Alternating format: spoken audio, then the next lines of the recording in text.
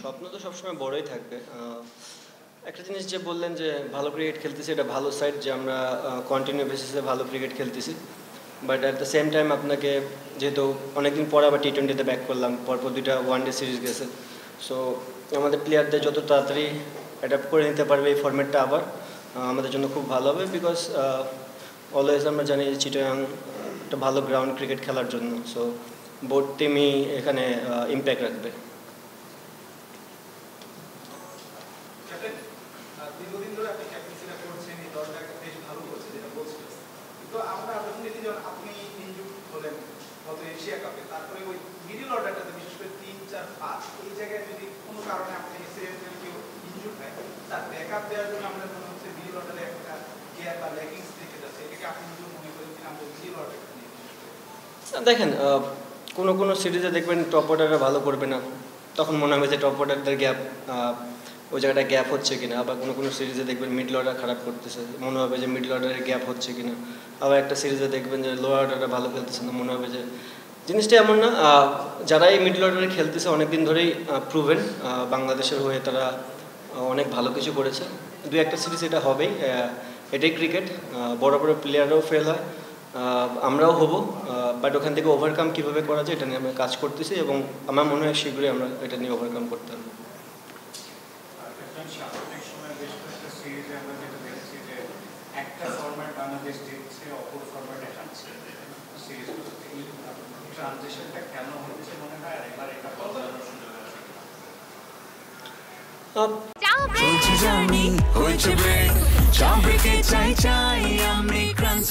যে কোনো চা ব্রেকে বিস ক্লাব ড্রাই কেক, চায়ের সাথে আয়েশ। বদলানোর তো আমরা অ্যাজ এ প্লেয়ার আপনাকে যে কোনো ফরম্যাটেই অ্যাডাপ্ট করে নিতে হবে এবং ভালো ক্রিকেট খেলতে হবে। একটা জিনিস যেটা বললেন যে বিশেষ করে ওডিআই ক্রিকেটে যারা খেলতেছিল অনেকদিন পর পর ম্যাচ খেলার সুযোগ হয়েছে তাদের। টি-20 ফরম্যাটে আমরা দেখবেন যে কন্টিনিউ বেসিসে 5-6টা সিরিজ একসাথে খেলেছি, যেটাতে হয় কি আপনি 2টা সিরিজ খারাপ খেললেও আপনি জানেন যে প্যাটার্নের ক্রিকেটটা, সো ওখান থেকে ওভারকাম করাটা খুবই ইজি। আমার মনে আই হোপ যে বাংলাদেশ টিমও, ওয়ানডে টিমও এটা দিয়ে ওভারকাম করে আসবে। এবং এখন যেহেতু ফরম্যাট ডিফারেন্ট হয়ে গেছে, আমাদের টার্গেট থাকবে এই সিরিজটা, এবং সম্পূর্ণ এই সিরিজ নিয়ে আমরা ফোকাস করতেছি।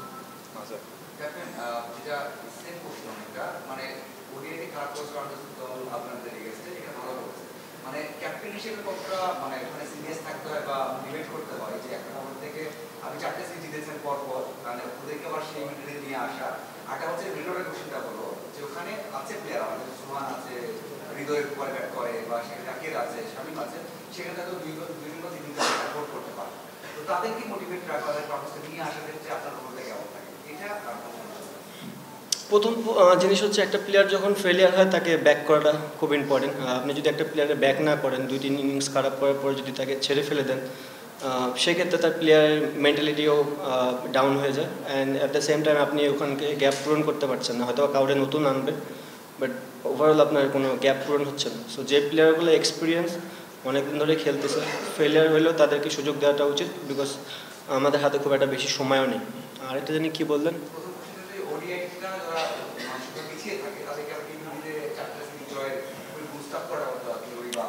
দেখেন, ফরম্যাট ভেদে না ক্রিকেটের মেন্টালিটি বলেন বা অ্যাগ্রেসিভনেসটা একটু চেঞ্জ হয়ে যায়, উইকেট ভেদেও হয় ডিফারেন্টলি, ফরম্যাট ভেদেও হয়। তো আমার মনে হয় যেহেতু এই ফরম্যাটটা প্লেয়াররা জানে, অনেকদিন ধরে খেলতেছে এবং most of the player success, so তারা জানে যে কোন প্যাটার্নে ক্রিকেটটা খেললে এখানে সাকসেস হওয়া যাবে।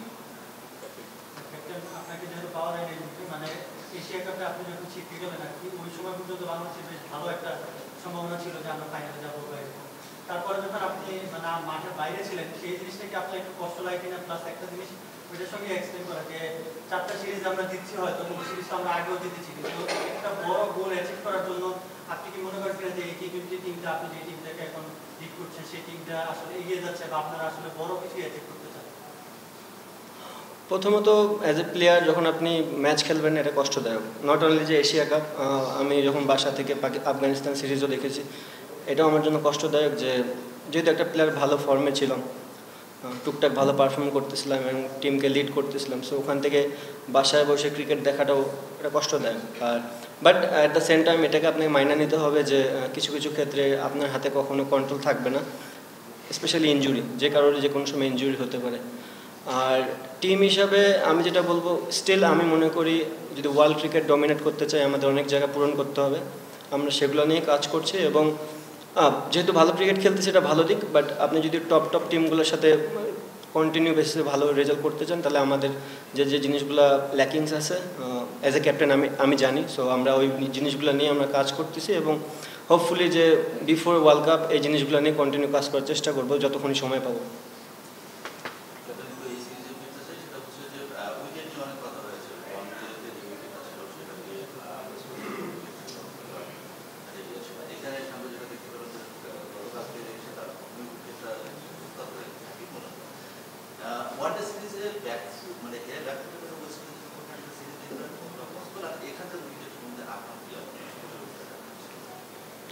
দেখেন, প্লেয়ারদের ক্ষেত্রে যেটা হয় ফরম্যাট টু ফরম্যাট অনেক কিছু ভ্যারি করে। তারা ওয়ানডে সিরিজ হেরেছে, বাট তাদের কিন্তু এই ফরম্যাটে খেলে তারা অভ্যস্ত, টি20 ফরম্যাটে। আমি এটা অলওয়েজ বলি যে তাদের ক্যাপাবিলিটি অনেক বেশি, বিশেষ করে শর্টার ফরম্যাটে। ডেফিনেটলি তারা দাবিদার ভালো টিম এখানকার জন্য, বিকজ আমরা সবাই জানি যে চিটাগাং একটু ব্যাটিং ফ্রেন্ডলি উইকেট হয়, এটা নর্মাল, মানে যতদিন ধরে আমি খেলি। সো বোথ সাইডই থাকবে, আমাদের বলার আছে তাদেরও বলার আছে, আমাদের ব্যাটসম্যান আছে তাদেরও ব্যাটসম্যান আছে। সো যে কিনা ভালো ক্রিকেটটা খেলবে সেদিন তারই সাকসেস রেট বেশি থাকবে। অ্যান্ড দেখেন, মিরপুরের বিষয়টা আমি বলতে পারবো না, বাট চিটাগাংয়ে আমরা আশা করতে পারি যে ভালো উইকেটে এবারও হবে। বাট বাকিটা তো সম্পূর্ণ ক্রিকেটার এবং সারফেস কি বিহেভ করবে, সারফেসের উপর তো আমরা কোনো কন্ট্রোল নেই। ভালো উইকেট হলে আমরা চেষ্টা করবো রান করার, আর যদি উইকেট টাফ হয় তাহলে আমরা ওইভাবেই খেলার চেষ্টা করবো।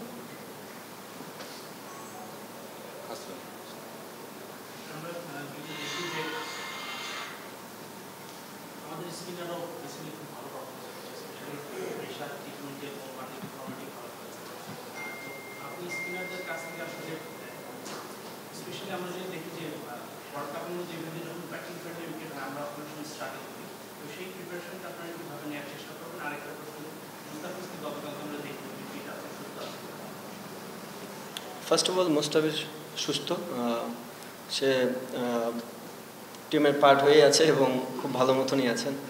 আর সেকেন্ড যে জিনিসটা বলেন যে স্পিনারদের ক্ষেত্রে আসলে আপনি যখন টাফ উইকেটে তাদেরকে রেগুলার বোলিং করাবেন, সেখান থেকে আসলে ধারাবাহিকতাটা তৈরি হবে। আপনি যদি রেগুলার জানেন যে আমি যে উইকেটে বল করবো ওখানে হেল্প থাকবে, আসলে খুব একটা চ্যালেঞ্জ থাকে না। সো চেষ্টা করব যে আমরা এখানে খেলার জন্য, যে এই জন্যই, বিকজ আমি যেটা বললাম যে আমাদের হাতে বেশি একটা সময় নেই ওয়ার্ল্ড কাপের আগে, সম্ভবত এখানে 3টা আর আয়ারল্যান্ড 3টা। তো আমরা চেষ্টা করব খুব ভালো ক্রিকেট খেলার জন্য এবং যেখানে যেন সবাই চ্যালেঞ্জ ফিল করে জিনিসটাতে।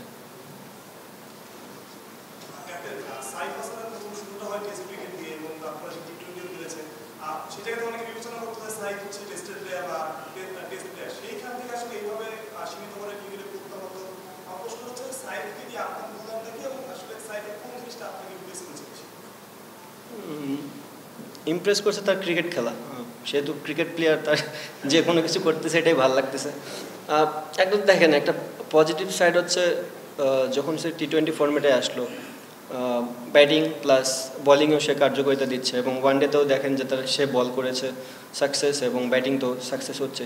অ্যাজ এ ক্যাপ্টেন হিসেবে আমার একটাই চাওয়া থাকবে, সে যেভাবে ক্রিকেট খেলতেছে ফ্রিলি এইভাবেই যেন খেলে, আর তার ভবিষ্যৎ জন্য উজ্জ্বল থাকে সবসময়। সে ভালো করলে বাংলাদেশ টিমের জন্য বেটার।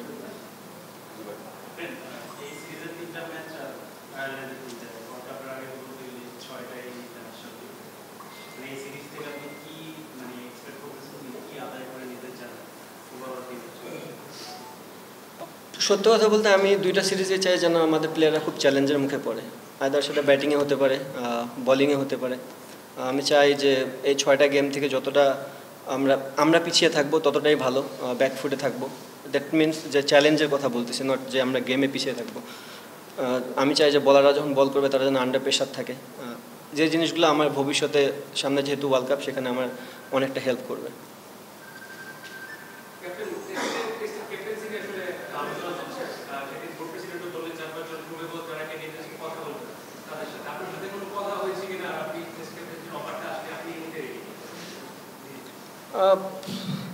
ভেরি ডিফিকাল্ট ভাইয়া, এখন পর্যন্ত এই বিষয় নিয়ে আমি কোনো কিছু জানি না।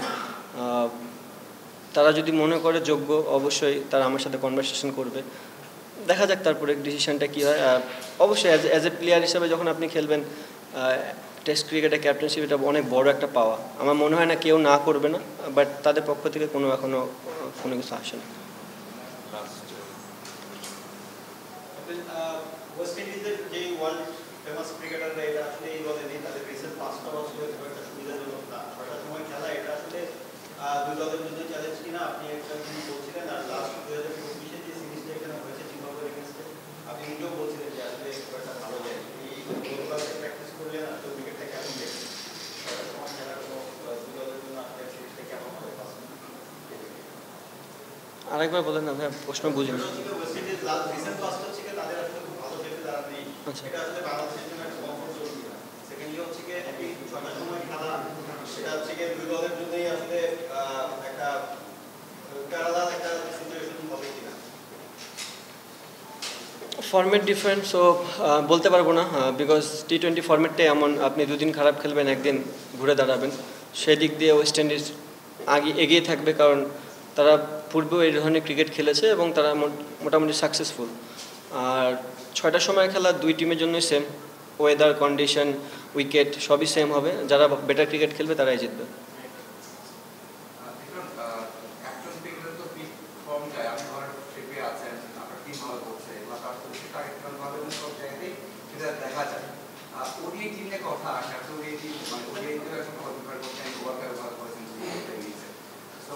মানে ওয়ার্ল্ড কাপের আগে খুবই ম্যাচও নেই আমাদের ওডিআই, তো আপনি ওডিআই ফরম্যাটে কিভাবে দেখেন, সেটা ব্যাক করার জন্য আপনি কি কাজ করছেন এবং ওখানে আসলে আগে ইন্টারভিউ পাওয়া যাবে কিনা, মানে সেটাও একটা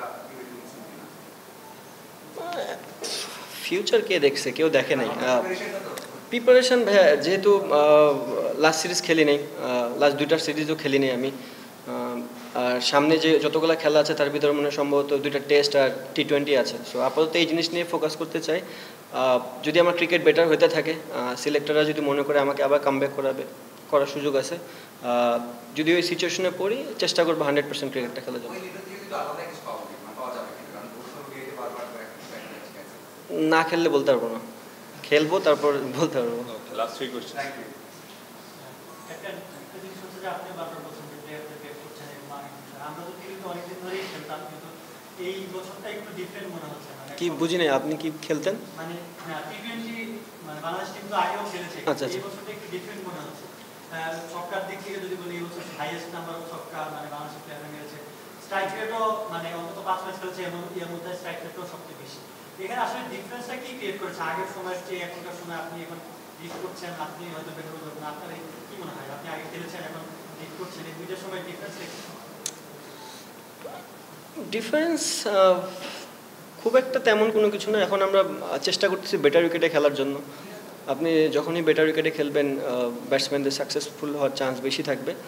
অ্যান্ড যতগুলো প্লেয়ারই আছে আমার মনে হয়, ইনফ্যাক্ট 6 থেকে 7 পর্যন্ত যতগুলো বাংলাদেশ টিমের প্লেয়ার আছে, এর ভিতরে মানে 6-এর সংখ্যা আমারই কম। যদি আমি ওভারঅল আমার ক্রিকেট ক্যারিয়ার দেখি, ম্যাক্সিমাম প্লেয়ারই অনেক বড় বড় 6 মারতে পারে। তো এটা একটা বাংলাদেশ টিমের জন্য positive sign. But at the same time আপনি ক্রিকেট শুধু 6-এর উপর দিয়ে গেলে হবে না, আপনাকে স্মার্ট ক্রিকেট খেলতে হবে। যদি প্রয়োজন পড়ে 6 মারবে, আদারওয়াইজ সিঙ্গেল ডাবলে যেতে হবে। ক্যাপ্টেন, সাম্প্রতিক সময় তো ঋষাদ অসাধারণ বোলিং করছে, তার এই উন্নতিটা আপনি কিরকম দেখেন? পাশাপাশি অ্যাজ এ ব্যাটার হিসেবে ঋষাদকে আপনি কীভাবে রেট করেন? বিশেষ করে ছোট ফরম্যাটে আপনার তো গো টু ম্যান হতে পারে, সে যখন ইচ্ছা তাকে পাঠিয়ে দিলে তার যে বড় ছক্কা মারার অ্যাবিলিটি, দুর্দান্ত স্ট্রাইক রেট মেনটেন করতে পারে, মানে ঋষাদ তার একটা প্যাকেজ, আপনার মানে কম্বো প্যাকেজ, যেটা সুপার আমরা দেখি। হলে তো খুব ভালো হয়। আপনার কথা যদি প্রতিটা ফলে যায় তাহলে তো বাংলাদেশ ক্রিকেটের জন্য এর থেকে বড় পাওয়ার কিছু থাকবে না। বাট এটা ক্রিকেট, একটা সিরিজ ভালো যায় একটা ব্যাটসম্যানের, বা যা চায় সেটাই হয়। নেক্সট সিরিজে সেই প্লেয়ারটা আবার খারাপও খেলে, সো এটা মেনেই নিতে হবে। হ্যাঁ, অবশ্যই আমি রিসার্চটা যেভাবে দেখে আসছি এতদিন ধরে, একটা বিগ অ্যাসেট বাংলাদেশের জন্য। সে যখনই ভালো বল করে বাংলাদেশ টিম অনেক টপে থাকে। অ্যাট দ্য সেম টাইম তার ব্যাটিংটাও অ্যাজ এ টিমের আমার কাছে দরকার, মানে পুরো বাংলাদেশ টিমের কাছে ওর টি-20 পারফরমেন্সটাও খুব দরকার। বাট রিসেন্ট পাস্টে আপনি দেখবেন ও টি-20তে খুব একটা ভালো ব্যাটিং করে নাই। বাট আই হোপ যে ও এই জিনিসটা বুঝবে এবং নিজের থেকে ওয়ার্কআউট করে বাংলাদেশ টিমকে কিছু দিবে টি-20 ফরম্যাটে।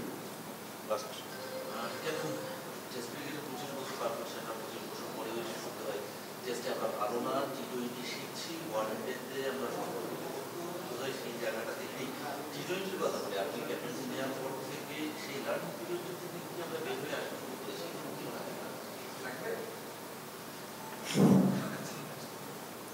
আমি তো কোনোদিন বলিনি, সো এটার অ্যান্সার আমার কাছে নেই। যদি আমি বলতাম যে আমি শিখতেছি বা নতুন কোনো কিছু ধারাবাহিক তৈরি করতে যেতাম, তাহলে হয়তো বা এই অ্যান্সারটা দিতে পারতাম। বাট এক একজনের এক এক রকম চিন্তাধারা থাকে।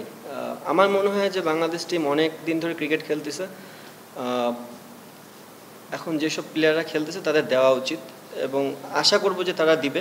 দেখেন আপনি একটা ফর্মেটে হয়তো বা ভালো হয়নি, বাট রিসেন্ট পাস্টে আপনি দেখবেন যদি আমরা ওয়ার্ল্ড চ্যাম্পিয়নশিপের টেস্টে দেখি আমরা কিন্তু সাথে ছিলাম। বাট আমাদের যদি আমরা হোমে দুইটা ম্যাচ জিতে যেতাম আফগানিস্তানের সাথে, তাহলে আমরা 4-5-এর ভিতরে ঢুকে যেতাম। বাট ইন্ডিয়ার সাথে টেস্টটা যদি ওইভাবে না হারতাম, তাহলে কিন্তু রেজাল্ট অন্যরকম হতো।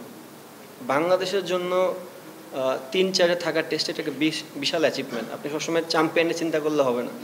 আমাদের ওই লাইনটাই কখনো ছিল না যে আমরা ওয়ার্ল্ড ক্রিকেটে কখনো ইন্ডিয়া অস্ট্রেলিয়ার সাথে ওইভাবে বিট করেছি কিনা।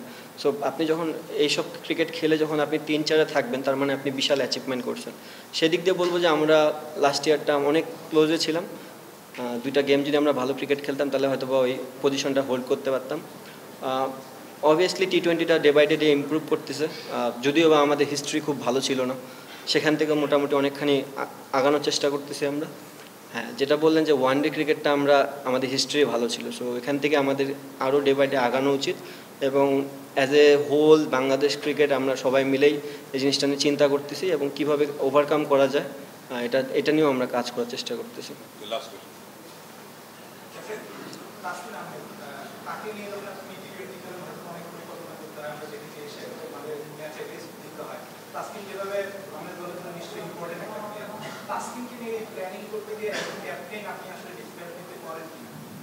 আমার মনে হয় না। সামটাইমস কিছু কিছু নেগেটিভ জিনিস না পজিটিভভাবে দেখা যায়। যদি আপনি দেখেন,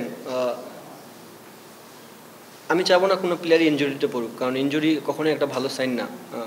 বাট যখন আমরা পাকিস্তান সিরিজে যখন আমরা ফার্স্ট টি-20 ক্যাপ্টেনশিপে যখন আমরা ইউএই অ্যান্ড পাকিস্তানের সাথে খেললাম, আমার কিন্তু দুইটা বেস্ট বলার ছিল না, তাসকিনও ছিল না, ফিজও ছিল না। আমরা স্ট্রাগল করেছি, but at the same time যে প্লেয়ারগুলো খেলেছে তারা গেম পেয়েছে। সো আপনি যদি টিম বড় করতে চান, বিল্ড করতে চান, আপনার সবসময় প্লেয়ারকে বিল্ড করতে হলে ম্যাচ খেলাতে হবে। এদিক দিয়ে এটা ভালো যে আমরা কিছু কিছু ম্যাচ তাসকিনকে রেস্ট দিয়ে অন্য অন্য প্লেয়ারকে খেলাচ্ছি, কারণ আপনি অ্যাট দ্য সেম টাইম তাসকিনকে যদি হারায় ফেলেন, যেন পরবর্তীতে এমন না হয় যে ডিপেন্ডেবল হয়ে থাকে। অবভিয়াসলি তাসকিন, ফিজ, নো ডাউট বাংলাদেশের জন্য অনেক বড় asset, but at the same time আপনাকে আস্তে আস্তে প্লেয়ারও বের করতে হবে। সো আমি চাবো যে তাসকিন যেন প্রপারলি ফিট হয়ে যায়। আই হোপ যে ও আর যেন ইনজুরিতেই না পড়ে কখনো।